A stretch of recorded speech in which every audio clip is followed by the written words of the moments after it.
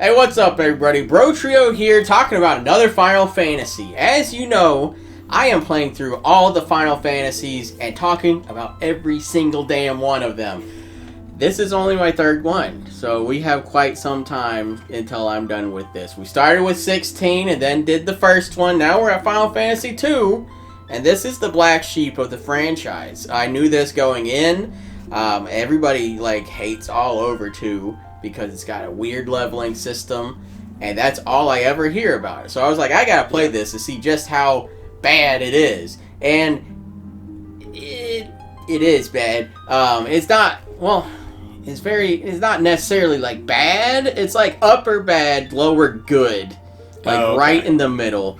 And I was gonna put a spoiler warning on here, but there's really not much to spoil. Correction, there actually are some spoilers in here. Once I get going, I go all into the spoilers and stuff. So if you don't want it spoiled, here's the quick, nitty-gritty, spoiler-free review. It's good, not great. I'm not upset I played it, but I don't think I'm ever going to play it again.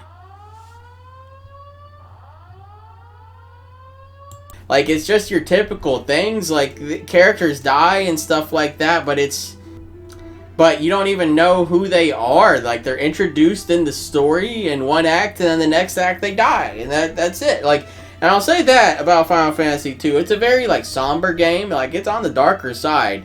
Nowhere near Final Fantasy 16 or anything, but it is on the darker side. You start the game getting your ass kicked, damn near dying. You're in an unwinnable fight. Which is ballsy to start a game off that way. That was actually one of my favorite parts, because I was like, wait, what? Did I miss something?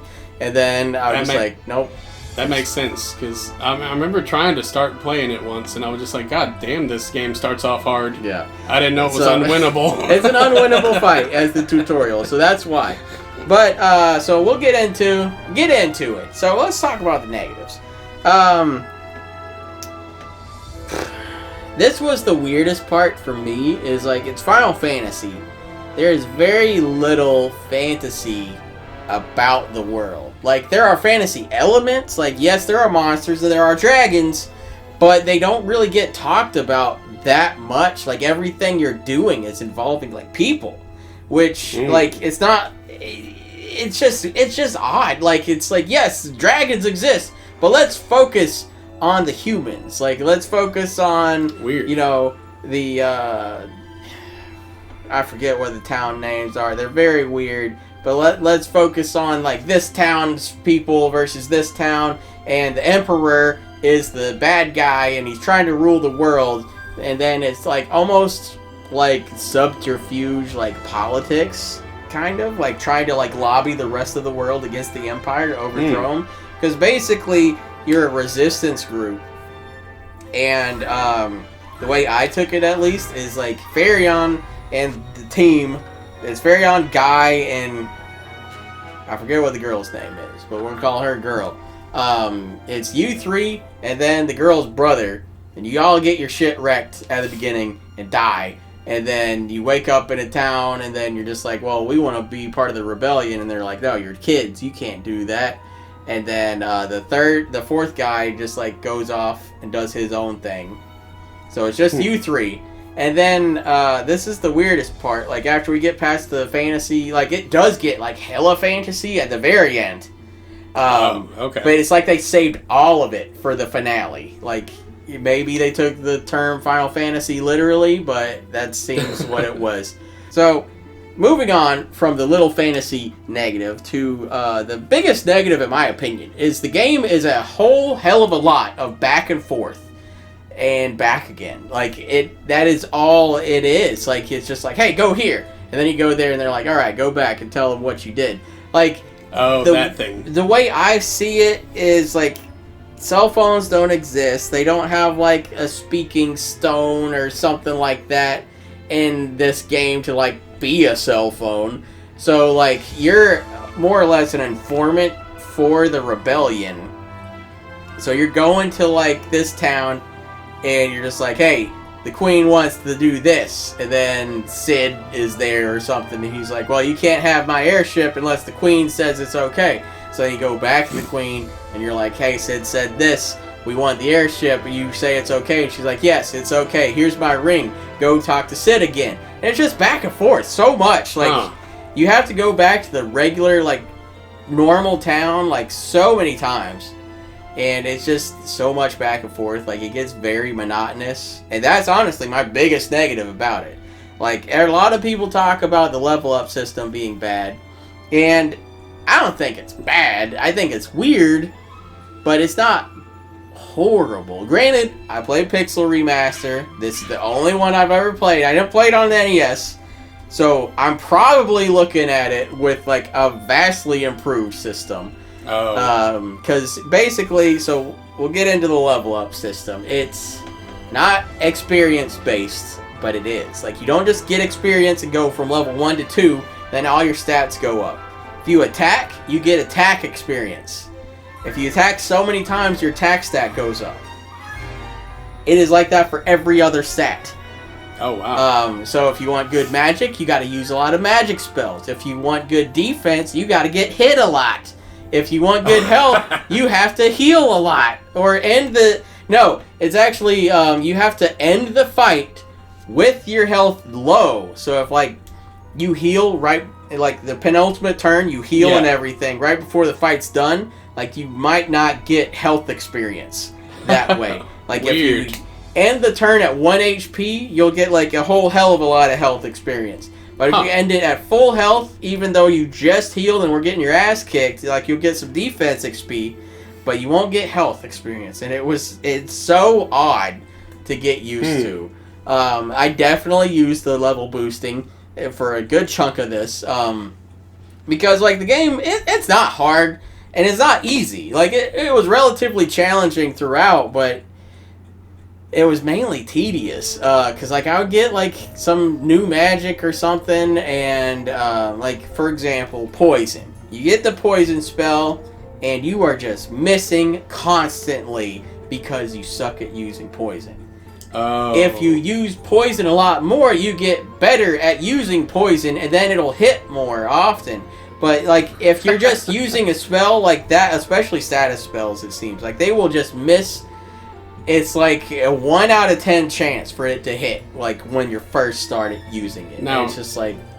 Is all the status its own XP? Like, is there, like, Poison XP and Petrify XP? Thank God, no. Okay, good. It's just... I think it's just all based off your black magic stat. I don't know if there's black magic and white magic stats necessarily. But, yeah, basically, it's spell-related on how good it gets. Like, I just use fire. Like, that was it. Like, most stuff's weak to fire. I would use ice and thunder here and there, but mostly it was fire. And that was the weirdest part about it, was, like, having to spam magic. And, I mean, it did actually kind of help, like, my mentality, like, with RPGs. Like, normally, you know, we're hoarders. We don't want to use the ethers and stuff like that. We're just like, no, I'll just use these piddly-ass little, like, staff attacks until I get to the boss. Then I'll unleash all my mana on them and use all my MP. But now I can't, because then my magic's going to suck for the boss if I don't level it up. So I actually had to use magic a lot more than I normally would. Okay. And I did find out, like, I'm up to Final Fantasy VI at this point. I got a backlog to film. But, yeah, I've been using magic a lot more liberally in the other, like, following Final Fantasy games. So I will say that's helped me get over my hoarder mentality. Because normally, like, I'll just save elixirs until, you know, I beat Sephiroth, and then it's just like, alright, well, you know, I'm never going to use these again. Like, what am I saving them for? But now, I'm using them all the time, and, I mean, it does have that aspect, too, like, from the first one. We still got to go to church to revive people and stuff like that. Like, that's still there from the first one. That, like, weird mechanic that was just the thing for a long time. Yeah, like, before Phoenix Downs or revives. Yeah, like, now, I think Pixel Remaster included Phoenix Downs and stuff. Like, you have them, but you don't, like, they're rare, and you can't, like, go to an inn and just sleep there and get fully charged. But, speaking of inns, this really, really pissed me off. Because the ends are all owned by a bunch of crooks that are opportunistic and know how to make their money. They're just like, oh, you're on death's door, we're gonna charge you a bunch to sleep here. Like, I don't know if it actually is, but it seemed like the more I needed health and recovery and stuff, the more the inns charged me. Like, it seemed like they inflated their prices based off how low my health was, how low my MP was, and like, it's seriously, like, I had one time when I slept at an inn, it was like $1,000, and I was like, this is like middle of the game. Like, it's not like a whole hell of a lot of money, but it's still like a decent chunk. Like, come on. Yeah, they would just, it seemed like they inflated their prices quite a bit. It was the most expensive inns have ever been. And then you go into like Final Fantasy VI and stuff, and they're like, yeah, it's $30, you know, maybe $100 at the most expensive, but like, come on. But yeah, the inns were expensive. And then another negative we had was the 4th character slot is empty. Like, you have 3 characters, that's it. The 4th one is like a guest character slot. And they just kind of cycle out throughout the acts. So, like, you start off with an amazing one. Like, you start off the game, you get Minwu put in your party. He's like a white mage that's like the advisor to the queen. And she's just like, hey, you gotta go get some mineral or mithril. Go talk to this town. Bring Minwu with you. Minwu knows a bunch of white magic. Like, he's really good. Like, he knows quite a bit. And especially the white magic portion, like, he will heal you quite a bit, and he's actually very good. But most of the guest characters kind of suck. Minwu's good, but the rest aren't that great. Like, you get a pirate lady in there, and like, you get this guy Yosef and stuff. He's like a monk class or something similar. But they all are either okay at best or suck because of the level up system. Oh. They haven't fought anything before, so they might start like mid-tier, but they aren't like throwing attacks as much as like Therion and them, so like they're not going to be anywhere comparable to the strength that they weren't. Like, it would be like, it just took so much effort to make them good. And they had some like archetypes and stuff, like there was like the thief and stuff like that, where like they could steal and stuff, but it was only in that act and stuff. Like, they would cycle out, and most of them just do they start getting better like right before they leave, or not really? I mean, a little bit. Most of the time, for me at least, they would die, and then I would just leave them dead. Like, it's not worth worrying about. At this point, I knew it was a guest character slot, and I was like, they're just going to leave anyways. I'm not going to bother bringing them back to life. Let's just kill this worm and get out of here. But that's kind of spoilers, but most of them do end up dying anyways. Oh. Like, that's why they leave your party. Like, they just die. Because it's a dark game. Like, you're in the middle of a revolution. Like, it's war-torn world. And it's dark. Like, people die all the time, and it's kind of, like, funny how it happens, because it's, like, NES graphics, so they'll just, like, you're like, oh, tell the queen I love her, and then they just, like, plank on the ground and, like, blink, and then that's it. Like, that's the death scene. Yeah.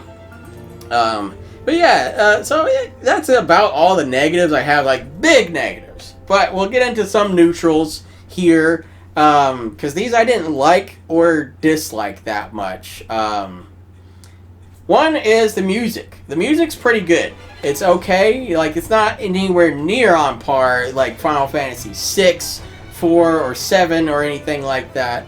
But it's pretty good. Like, it definitely has a more somber feel that fits like the tone of the overworld and everything. But it's pretty good. Nothing too major. I think I saved like 5 tracks off of it. But I will say, as far as this game goes, this one seems to benefit probably the most from the Pixel Remaster that I've noticed. And that could be said about like Final Fantasy 1, 2, and 3, because they were on the NES, and although 8-bit music is great, every now and then it can get that point where it's very grating. And like very high pitched like beep boops in your ear and stuff like that. But the Pixel Remaster does do a lot for that, and they go like hard on some of these songs. Like like the Pandemonium song, like from the final dungeon, like it seriously is like Bravely Default, like opera singers, like just giving it their all. Oh wow! Like singing for the rafters. Like it was really good.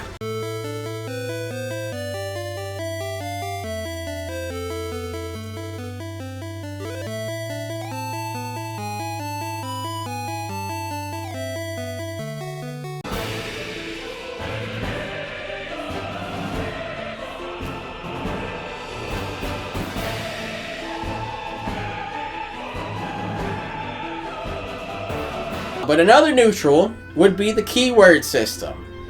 I didn't love or hate it. It didn't really bother me, but it didn't add anything to it either. So you're in a rebellion group, so that's how they introduced it. They're like, the keyword is like fantasy or something. So then you go to the bar that's like a friend of the resistance, and even though there's a bunch of like Imperial guards in there, like drinking and stuff, like you tell the bartender, you're like, fantasy, I'm part of the resistance. Then he's like, all right, go in the secret door and get out of here. Okay. But you learn the word from a person, and it's like you have a list of them. So it's like, I learned the word fantasy, I learned the word wyvern, I learned the word mithril. So then I could go up to randomly anybody and I could just say wyvern. They would be like, I don't know what the hell you're talking about. Or I could say mithril, and then they would just be like, oh, you mean like the mithril mines of Ga'Hoole or something. Oh, okay. So like, that's how you got like quests and stuff? It's a kind of how you have to like progress the story. Like you have to say the keywords to certain people, and then they're just like, oh, I don't know what you're talking about most of the time. Or they're just like, oh, go here, go do that. Like, I hear mithril is rare to come by and stuff like that, except in these mountains. So then you go to the mountains, and that's where the quest is. But it really didn't add much to it. There's not really that many NPCs, like, compared to nowadays or anything like that. Oh, that's good. So, I don't know. I just got it, I guess. Yeah. Like, I didn't have much guesswork as to who I had to say the words to, because it does kind of have, like, I mean, they're like little tiny people, but like it's the weird, like, NES Final Fantasy designs where they have like a head and legs, and that's it. Like, but you can still kind of see like the main character RPG like tropes of people. So it's just like, there's this man wearing all blue, but here's this extravagantly rainbow sprite of a man. This is obviously the king of the town, so let's go talk to him. And stuff like that. Like, you can kind of tell, like, who's important, who to say the key words to, and stuff like that. But yeah, let's get into the positives. Because the game, while I didn't care for it all super a lot, like, it did keep me going. Because the main cast, it has like way more character than the first one, and that's where the only comparisons I'm trying to make to it, like, I know I've already made several against it, but like I try to only compare it to the first one, because at the time of release for this, like, that's all that it would have been compared to, and it didn't even come out here. Like, it was only in Japan, so it's hard to do that. But like the cast of characters, like, you could definitely feel some character within them. And, like, they were building towards something. It landed for the most part. Sometimes it didn't. But, like, yeah. Like, it was just, like, they built it up a little bit. Like, Therion has a code of honor. Guy's just a big, burly doofus. And then the girl, like, has a code of honor or something like that. She's basically the same as Therion. Now, question. Is the guy's name actually Guy? It's actually Guy, yeah. It's just, I wasn't sure if Guy and Girl were like placeholders or... No, Girl is a placeholder because I don't remember her name, but Guy is his actual name. I said, I'm just going to outright compare it to other ones now, because this game is actually starting the trend of the ragtag group of, like, rebels, like, rebelling against the evil empire. Like, the whole Avalanche versus Shinra plot line, like, that couldn't have happened without Final Fantasy II setting the groundwork for it. And, like, it does it pretty well. Like, it actually has some good, like, moments, like the Sector 7 plate dropping and stuff like that. Like, oh, wow. There's one time you come into a dungeon, and, like, you see the world, and you go into the dungeon, and then you do the dungeon, you walk out, and then you're walking back to the main town to, relay a message again. But every town you walk past is destroyed. So you're just like, this looks weird. Let me go see what's here. And then you go in, and like the sprites get more detailed, and like there's smoke and everything. They're like, the Empire attacked us while you were gone, and stuff like that. Wow. So it's kind of cool to see that the Empire like means business and actually does stuff. It's not just like, in theory, once we get the crystals or whatever, we can rule the world. Like, they're actually actively destroying it and trying to rule the world. Even with like modern day games, that's kind of rare. Normally they're just like, we're so evil, but we're gonna wait on you. You don't really see them be evil, but you see the consequences of their evilness, which is interesting. I actually liked not seeing it. Like, that was made it more impactful, like having to realize it on my own. And then I get back to the rebel town, and they're just like, yeah, did you see all the destruction? The Empire's going crazy. They have control of a cyclone. And that's a plot point, but cool. Yeah, so that was a really cool part of it. So the Empire destroys cities, and I already mentioned that the guest characters all seem to die. And again, I didn't like any of them using them as party members, but as characters, they did hold some weight. Like Yosef, I'm assuming it's Yosef. I don't think it's Joseph, because like you're in a northern town, and everybody, I assumed it was like Swedish or something. But he, like, you're getting Indiana Jones, then like this big boulder's coming at you, and he like burrows up and blocks it. And then, gets run over by it and dies, but he saves the party and stuff like that. And that holds weight because, like, later in the game, I guess I should have put a spoiler warning. I'll do it later in post, but because later in the game, you talk to his daughter and everything, and then she's like, well, this will help you on your journey. And it's like, oh, well, Yosef's sacrifice meant something. I gained clout with someone else, and now, like, it's showing, like, it's paying off and stuff like that. Okay. And then, like, you have characters, this one hit hard. When Minwu died, because I liked him, he dies. Like, he sacrifices himself to give you the Ultima spell, which is, like, the first time Ultima was a spell, but it's, like, a key item. But Minwu dies to sacrifice himself to give you the Ultima spell, and, like, that was a meaningful one. You have, you find the last Wyvern, because the Emperor poisoned all of them and killed them. Oh, wow. And then there's one left, and it's dying because it's poisoned. And then it gives you an egg, and then you go to some magic water and put the egg in there. But then later in the game, you get, like, a bell that hatches wyverns or something. And then the wyvern hatches. So, like, that character death wasn't a party member, but the wyvern dying held weight because it came back as, like, this offspring, like, helps you defeat the Empire and, like, stops its, like, it's got a fortress inside a tornado, basically, like, fucking everything up. Oh, wow. And that's how you fight like it. Like a doomsday like, weapon. Kind of, yeah. Like, that's how you get up there, is on the wyvern. Like, so you ride the baby one up to the cyclone and into the fortress.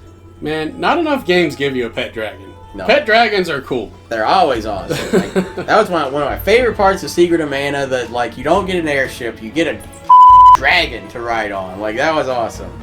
But the dragon here is also very unique because it's kind of like the proto-summon of the franchise.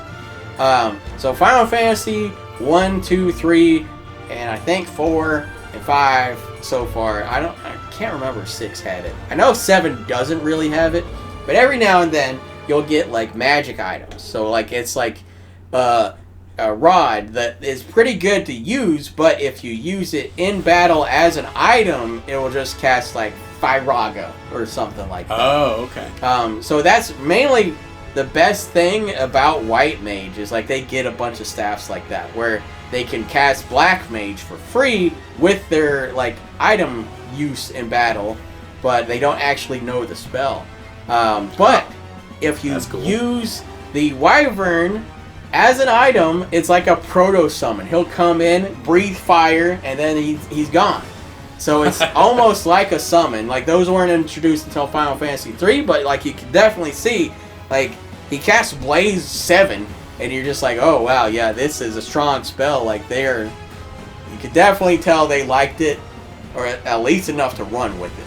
But one of my favorite parts of the game is that you're like right at the end, you think you're about to beat it because you killed the Emperor, but then it keeps going, and you're just like, what is going on? Like, I thought I was in like the epilogue, because like the Emperor's dead. Like, I fought him in the Flying Fortress, and he's done. He's gone.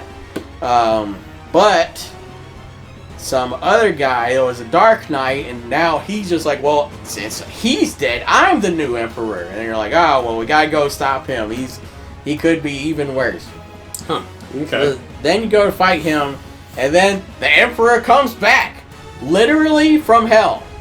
Like, literally from hell. He comes back from hell to fight you, and wow. he just doesn't want to control the world anymore. He wants to destroy it and control everything. So I thought you went to hell, but when I look back on it further, he actually brings hell to you.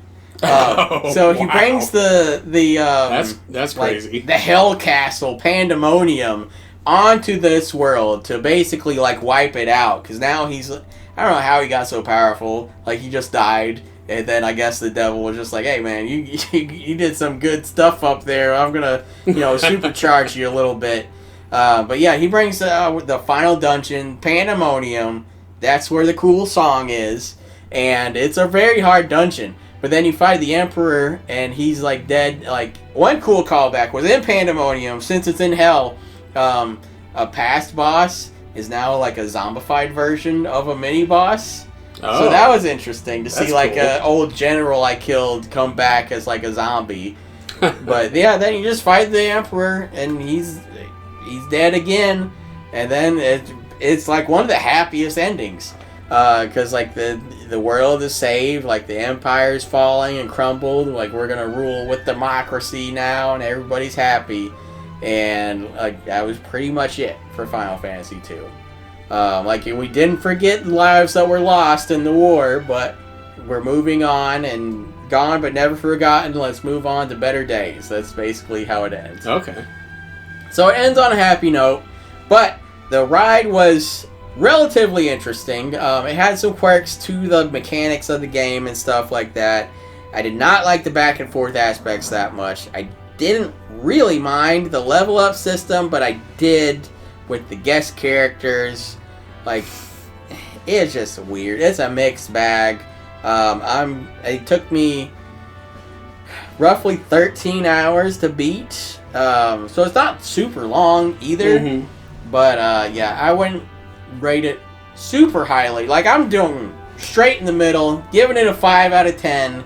I know that seems low these days, but yeah, it's definitely the lowest one, like the worst one I've played so far of the Final Fantasies. Definitely the weakest of the Pixel Remaster. But if you're gonna get 5 of them, you might as well just get the pack, because then the second one's free. Like, it's got some good stuff in there, but yeah, 5 out of 10 for that one. Not my favorite. Probably won't ever replay it, but I'm glad I played it in the first place. But that's what I think of Final Fantasy II.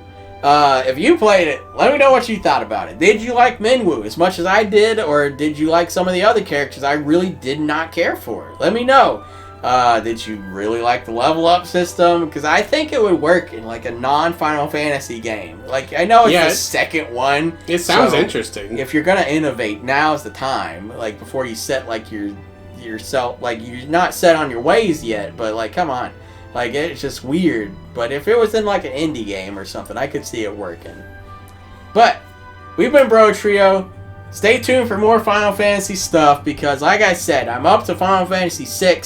So I've got a lot to film and backlog this. But stay tuned to Bro Trio. We'll catch y'all with more Final Fantasy later.